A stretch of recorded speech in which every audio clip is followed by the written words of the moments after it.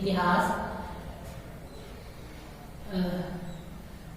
First year में second paper में हमारे लेसन्स के क्रम में आज हम भक्ति आंदोलन के बारे में देखेंगे। वैसे तो हम सभी को पता है कि भक्ति आंदोलन क्या है। भारत की जन्मभूमि हमेशा धर्म और विभिन्न संप्रदायों की आश्रम स्थली रही है। यहाँ पे प्राचीन काल से अलग अलग तरह के सिद्धांत और अलग अलग दर्शन प्रतिपादित हुए हैं। हिंदू, जैन, बौद्ध, ये सब यहाँ पर धर्म जो है पनपे हैं और समय के परिस्थिति के अनुरूप जो है वो इनके अंदर परिवर्तन हुए हैं। भक्ति आंदोलन मुख्य तौर पर मध्यकाल में विकसित हुआ है। वैसे तो इसका बीजारोपण अगर हम देखें तो हमें हड़प्पन काल से दृष्टिगत होते हैं, क्योंकि हड़प्पन काल में भी हमें पता चलता है कि मूर्ति पूजा होती थी। वैदिक युग में अनेक शक्तियों की पूजा की जाती थी, जो हमें सूर्य, इंद्र, उषा, इन सब की जो प्रार्थनाएं मिलती हैं उनमें श्रद्धा का भाव झलकता है। मतलब एक तरह से ईश्वर के प्रति जो है वो भक्ति किसी न किसी रूप में आवश्यक रूप से मिलती है और यही आगे चलकर वैष्णव धर्म में परिणित हो गई। और भागवत धर्म का विकास अगर हम इस तरीके से देखें तो वो बीसी में प्रारंभ हो चुका था। बाद में पौराणिक में जो है वो सगुण ईश्वर की प्रतिष्ठा की गई और भक्ति को मोक्ष का श्रेष्ठ जो है वो साधन बनाया गया। भक्ति आंदोलन का मतलब ईश्वर को गुण, मानवीय गुण देकर उसकी भक्ति में लीन होना।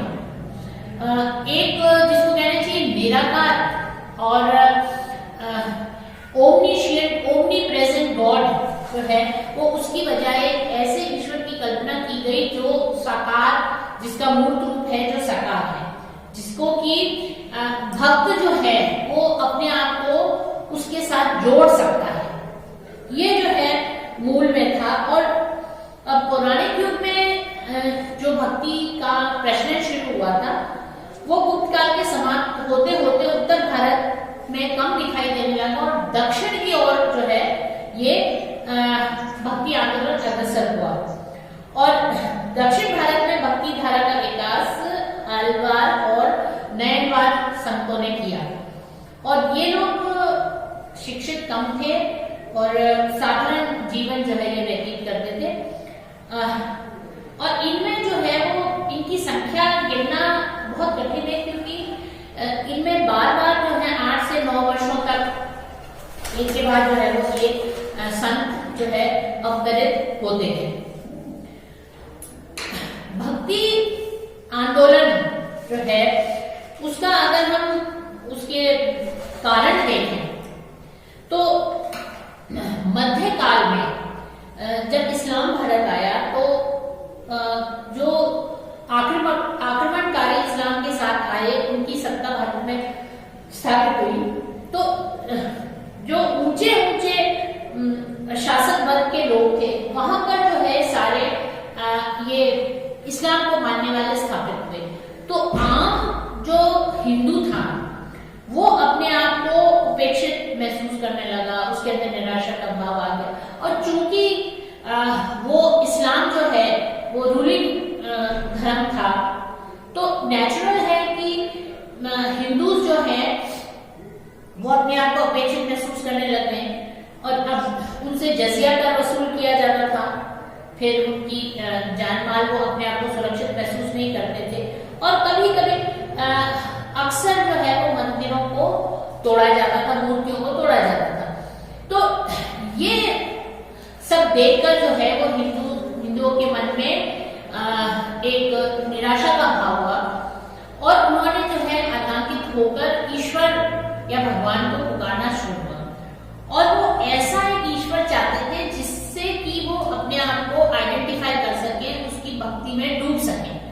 अगर हम बहुत ही गरिष्ठ इसकी देखें बात, तो इसमें ये दृष्टिगत होता है कि अद्वैतवाद या कोई दूसरी जो भी हमारी फिलोसफिकल थ्योरी है, उसमें भगवान को एक बहुत ही निर्लिप्त जो है वो वस्तु के रूप में अगर दर्शाया गया, तो सामान्य व्यक्ति जो है उसको समझ नहीं पाता। उसको एक ऐसा ईश्वर चाहिए था जिसको वो पुकार सके, जिसको वो आइडेंटिफाई कर सके, जिसके सामने वो प्रार्थना कर सके और वो उसकी बात सुने। तो ये जो है वो भक्ति आंदोलन में परिवर्तित हुआ। और अगर हम इस भक्ति आंदोलन को के स्वरूप को समझें, तो उसका स्वरूप जो है वो बहुत ही सरल और पवित्र था। कोई जटिलता नहीं थी इसके अंदर, कोई बहुत कठिन दर्शन नहीं था, कोई बहुत जटिल जो है वो कर्मकांड नहीं था।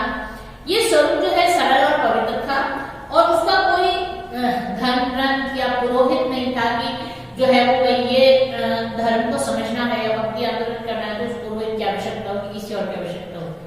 ये बिल्कुल सरल था, भक्त और उसके ईश्वर के बीच का स्वरूप, भक्त और ईश्वर, उसमें कोई बीच में नहीं आता था, कोई जटिलता नहीं थी, कोई कर्मकांड नहीं था, सिर्फ और सिर्फ भावनाओं से जुड़ा हुआ जो है वो भक्त ईश्वर के साथ था। भक्ति मार्गी जो है ये बहुदेववाद के विरोधी थे और वे एकेश्वरवाद में विश्वास करते थे। अब उनका कोई भी ईश्वर जो है वो कोई भी, वो राम को मानने वाले थे, कृष्ण को मानने वाले थे, शिव को मानने वाले हो, रहीम को मानने वाले हो, ये सब एक अधिकांश ने जो है वो मूर्ति पूजा का भी विरोध किया, लेकिन सबने एक स्वर में जाति पाति का विरोध किया और ये कहा कि हर व्यक्ति, चाहे वो किसी भी जाति का हो, किसी भी वर्ग का हो, किसी भी रंग का हो, वो मोक्ष प्राप्त कर सकता है।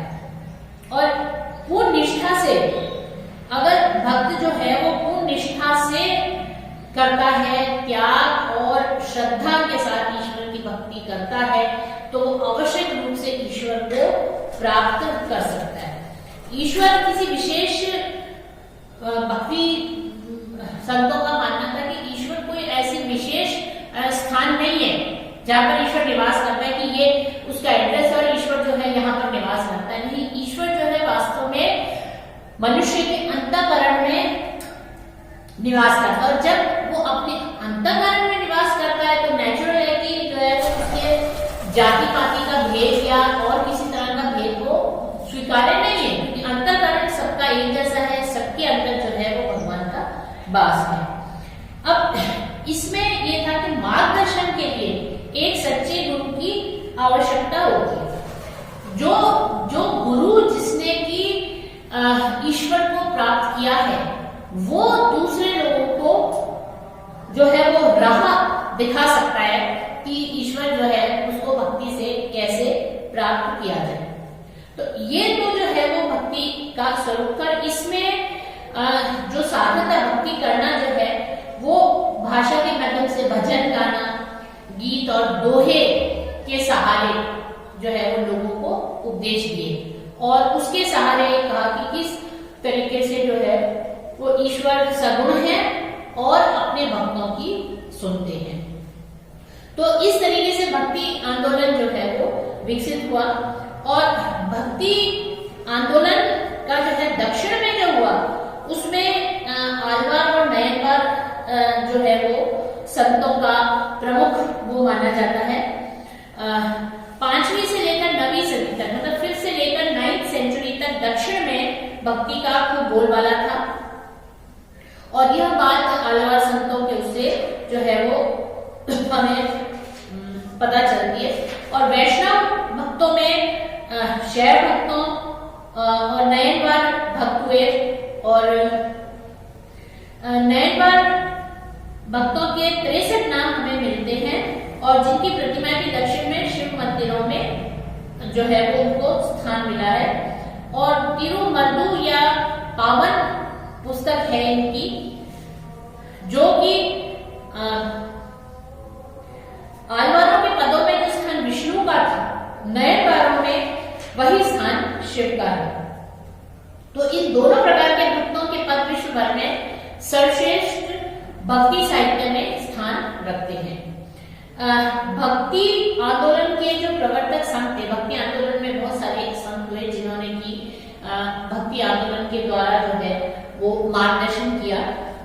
इसमें अगर हम सबसे पहला नाम ले तो सबसे पहला नाम रामानुजाचार्य का है और इनको रामानुजाचार्य भक्ति आंदोलन का जन्मदाता जो है उनको माना जाता है और इनका जन्म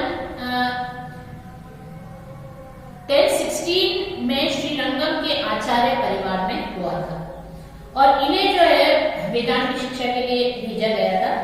बाद में इनका विवाह भी हुआ था और इन्होंने कुछ वर्षों तक गृहस्थ जीवन बिताया और उसके बाद उन्होंने संन्यास ले लिया और दक्षिण और उत्तर भारत के धार्मिक स्थलों का उन्होंने भ्रमण किया। उन्होंने 5 ग्रंथों की रचना की रामानुजाचार्य ने, वेदांत सूत्र, वेदांत संग्रहम, वेदांत दीपक, भगवत गीता की टीका और ब्रह्म सूत्र की टीका। रामानुजन ने शंकराचार्य के अद्वैतवाद को कुछ संशोधित किया और विशिष्टवाद की स्थापना की। शंकर का ब्रह्मा शुद्ध, बुद्ध और निराकार था और उनमें मनुष्य का कोई सीधा संपर्क नहीं था। रामानुज का ईश्वर सगुण, सर्वगुण संपन्न, सर्वज्ञ, सर्वशक्तिमान और सर्वत्र है और वह सृष्टि का निर्माता है और उसकी रचना सीमित अर्थ में उससे अलग है।